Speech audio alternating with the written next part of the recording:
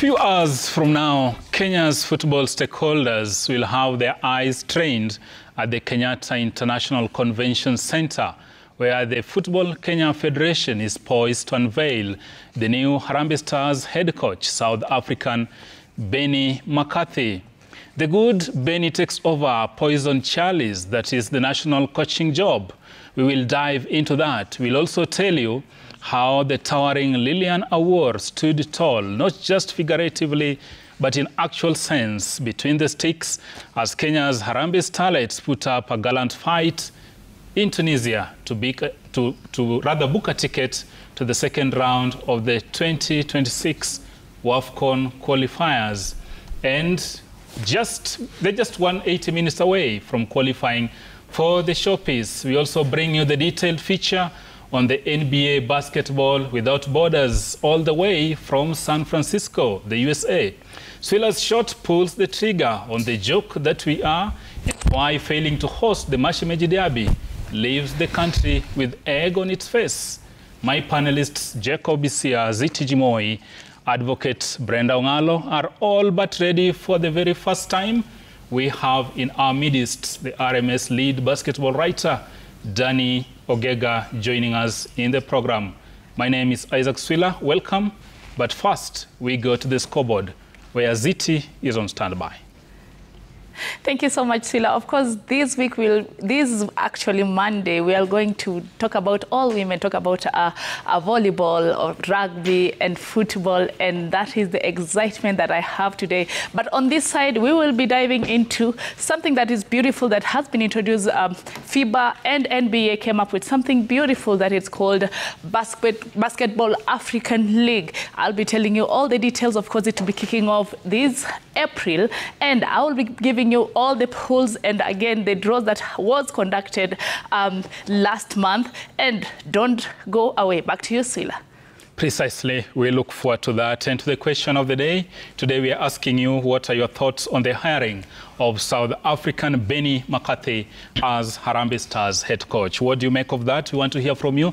22422, you can begin texting. On Facebook, you can engage us as well as on X, at Citizen TV Kenya, at ZTG Moi, at Jacob Isia, at Isaac Swila, and of course, we'll be sampling some of your thoughts. The hashtag Sporty Monday, let's keep the conversation going. Remember, Benny McCarthy today at around 1:45 p.m. will be unveiled as Harambee Stars head coach. What do you make of that? Talk to us. But to our top story, we begin in South Africa, where our brave Lionesses put up a gallant fight to win the HSBC Challenger Series in style. Jacob, let's begin there, probably. Gallant fight by Lionesses.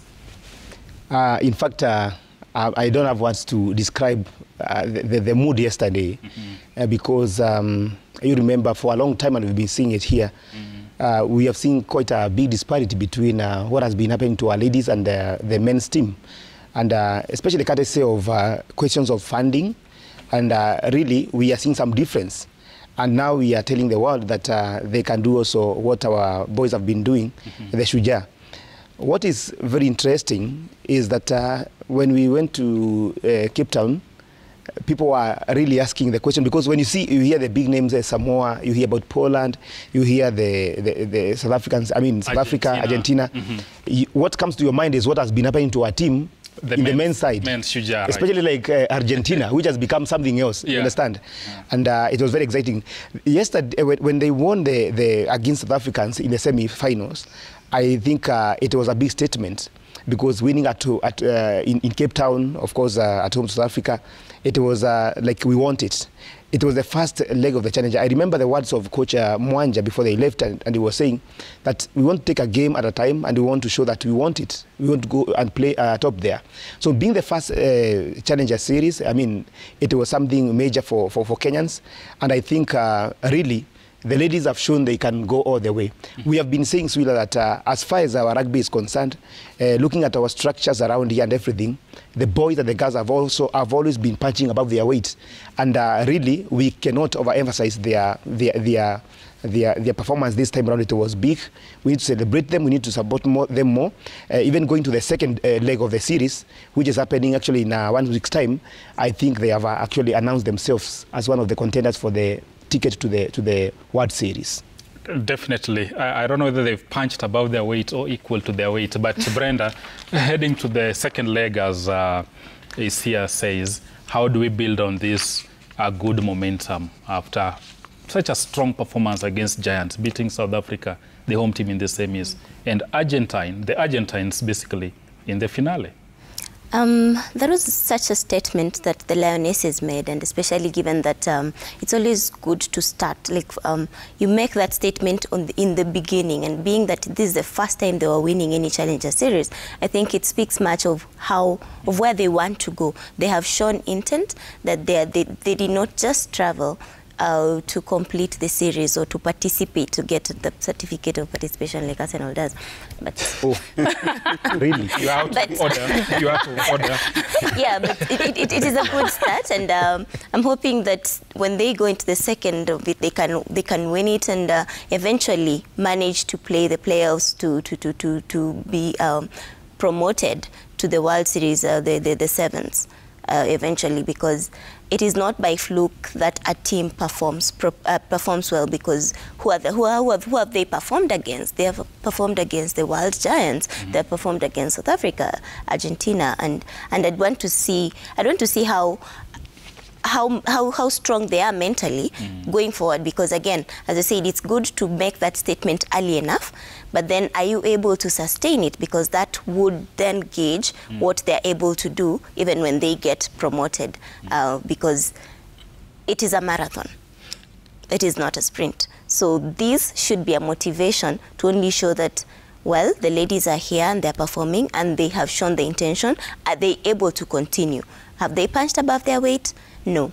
They have just done that which they could do at that particular point. So it is for them to build on that. And Swila, do you know before Daddy comes in very quickly, do you know why I mentioned the word of, I described it as punching above their weight? Yes. When you look at our local league around here, the kind of structures we have for the league, the women.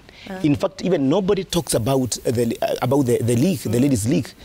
We have Kenya Cup, we have the Enterprise Cup, and all the talk is around the men's side. Yeah. You look at even the areas from where we get our players from.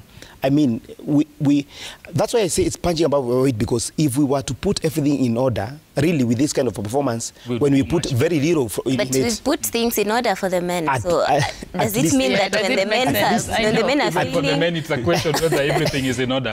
But the question is, the world has taken notice, so to speak, because the Lionesses stopped Giants, so to speak. Does this put them under pressure heading to the second leg? And how does Coach Mwanja now navigate through this? I think the first statement, it's a very bold one. For me, I'll just say that they take one game at a time, because at the end of it, they've already said that we can do this. We can go far, and we can beating Argentina and again beating the home team in the semis. It's a very big statement that the Lioness made. But for me, I think, for me, I don't want to put them under pressure. I just want them to go one game at a time. One game at a time. One game at a time. Yes. Danny, welcome to the program for the very first time. And of course, Danny is our lead basketball writer right here at the RMS Sports Center. Welcome to the program. Thank you. And of course, Isia will show you where the studio is, the music and all that. Danny is a top guy. That's fine. Danny is a top guy. Sure. Yeah. Your thoughts on what's happened down south? I think it's about the team fighting adversity and also excelling at the highest level.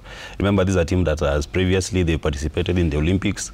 They played the legs of Argentina. So I feel like for them playing at this level, and they know there's a berth at the World Series at stake, and them to perform that level, for me, the most important part about this story is them showing their abilities against all forms of adversity that is coming their way. So I feel like they have a very big advantage going into the second leg.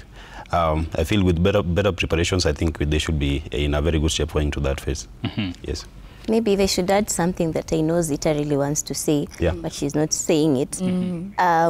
This weekend has been about women, or rather the past week has been about women teams from Kenya excelling where the men are failing. Talk about football. If you talk about football, if you talk about volleyball, beating all the odds to make an away win. After 19 years, I think. Yeah, so it's something that is commendable, and this should settle the debate for equal pay, equal opportunities, everything. and all that. So yes, the stakeholders should be watching as you avail opportunities, as you avail sponsorships. Please consider the women in sports, because they have proven to be equally good. The show has taken